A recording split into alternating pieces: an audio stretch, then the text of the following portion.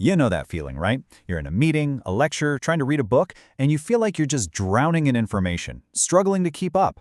It happens to all of us, but it brings up a really big question. I mean, seriously, think about it. We all know that person, the one who just gets it instantly. Are they just born with a different kind of brain? Or do they know something the rest of us don't?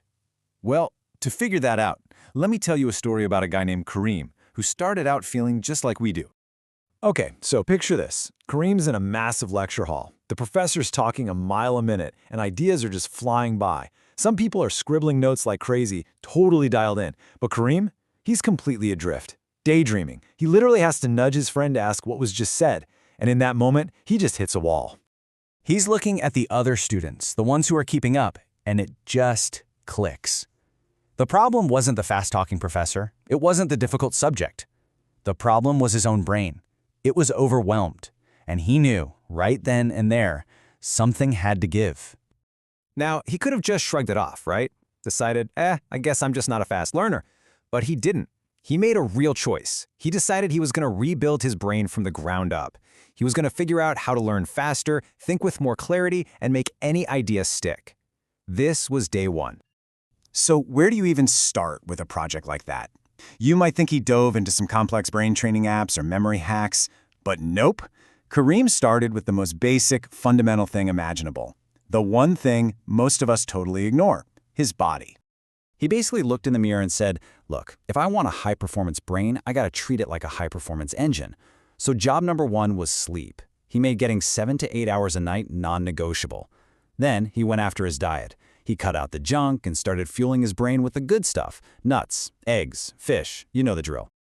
And here's the wild part. The results were fast. We're not talking months. Within a few weeks, he walked back into that same lecture hall, and the difference was night and day. His mind felt clean. His focus was sharp. He could actually follow what the professor was saying in real time. It was a huge lesson. Your brain is a physical thing. If you treat it like garbage, it'll run like garbage. But if you give it the right fuel and rest, it'll blow past everyone. So, the physical hardware was upgraded. Now it was time for a software update.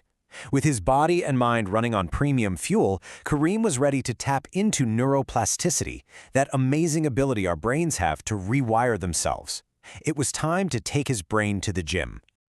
Just like you'd have a workout routine, Kareem built one for his mind. First, heavy lifting. He started reading really challenging books that forced him to focus. It was tough at first, but he stuck with it. Then, he did some mental agility work with puzzles. Chess, Sudoku, anything that made his brain work to find patterns and shortcuts. And finally, he did some simple memory drills, like trying to memorize a phone number without writing it down. And after making this a daily habit, just a little bit of reading, a few puzzles, he had this hilarious thought one day. He joked that his brain finally felt like it was running faster than his home Wi-Fi. And that really drove the point home. You aren't just born with a fast or slow brain, you build one. But even with this newly trained, supercharged brain, something was still off. Some days he'd still feel sluggish, kind of foggy. He was doing all the right things, so what was the problem? Well, the answer was buzzing in his pocket. He realized the enemy wasn't inside his head anymore, it was outside. The constant notifications, the endless scrolling, they were hijacking his focus. So he decided to run a little experiment. For one solid week, he turned off every single social media notification on his phone. The first couple of days were weird. You know that feeling where your hand just twitches for your phone? But after a while, his mind just got quiet. There was room to actually think. And the results were insane. An idea that used to take him 30 minutes to wrestle with, he could now nail down in just 10. To lock this in, he started using a super simple but powerful tool, the Pomodoro technique. He'd set a timer for 25 minutes and just go deep on one thing. No phone, no tabs, nothing.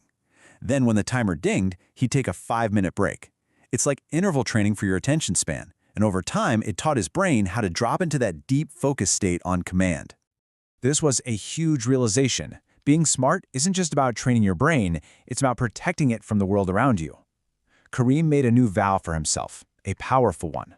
I will control my phone, it will not control me. Okay, So his body was dialed in, his brain was trained, and he'd won the war against distraction. But there was one last crucial piece of the puzzle. He needed a way to make sure all this new knowledge actually stuck. Kareem kept noticing this frustrating thing happen. He'd read a whole chapter, feel like he completely understood it, but if you asked him about it a week later, nothing. Crickets. He was realizing that understanding something in the moment is totally different from actually remembering it long term. His solution was almost laughably simple. Every single time he learned something important, he would grab a notebook and a pen and write a quick summary of it, by hand. Not typing, writing. That physical act of forming the letters forced his brain to process the information differently, creating a solid mental map of the idea. And this changed absolutely everything. Suddenly, he wasn't just remembering the information, he could explain it to other people, like he was an expert. He had this big insight. Information I write down once is never really lost. That was the key that unlocked true, deep understanding. So, through this whole journey, fixing his body, training his mind, mastering his focus, and locking in his knowledge, Kareem finally figured out the real secret to being smart. It's not about how many books you can speed read. It's a system. True intelligence is being able to effectively capture new information, connect it to what you already know, hold on to it, and, this is the most important part, pull it out and use it at exactly the right time. And that brings us back to where we started. Kareem in that same lecture hall with that same professor. Only now, he's not lost. He's not even just keeping up. He's ahead of the curve, connecting ideas and seeing the bigger picture. The transformation was complete. Kareem's story just goes to show that a sharp, fast brain isn't something you're born with. It's something you build, one good habit at a time. So really, the only question left to ask is the one right there on your screen. Your brain is a muscle. When are you going to start training?